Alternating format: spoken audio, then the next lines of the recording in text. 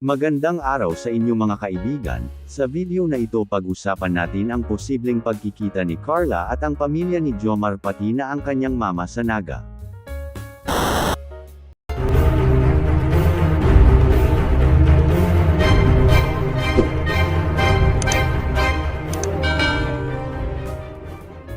Marami nga mga fans ng Jomcar ang nag-aabang sa pagkikita sana ni Carla at ang mama ni Jomar noong kaarawan ng binata, ngunit hindi nga ito nangyari dahil hindi nakasama ang mama ni Jomar.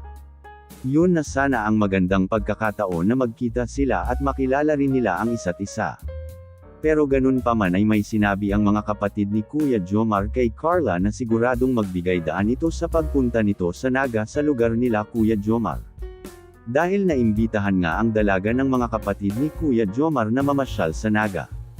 At ito na talaga ang malaking pag-asa ng pagkikita ng mama ni Jomar at Carla, dahil hindi naman sobrang layo ng Naga sa Daet, at hindi na rin mahirap ang transportation kung sakaling makapunta ito dahil nandyan na si Coffee, ang sasakyan na bigay ng kanilang mga solid fans na talagang sobrang laking tulong ito kay Kuya Jomar at Carla dahil meron ng service ang Jomcar at may panghatid sundo na rin si Kuya Jomar sa dalaga kung sakaling mag-aral na ito ng kolehiyo. At ayon pa sa mga kapatid ni Kuya Jomar, sobrang welcome si Carla sa kanilang pamilya at sobrang nagustuhan nila ang dalaga dahil mabait at may pangarap sa buhay.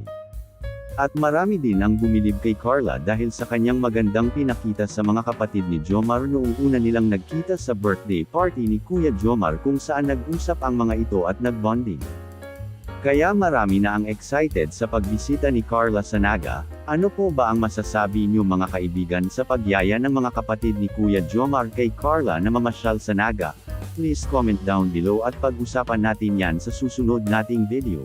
Please don't forget to subscribe Calling Up Rob at Jomar Vlog at ang ama ng Calling Up Val Santos Matubang.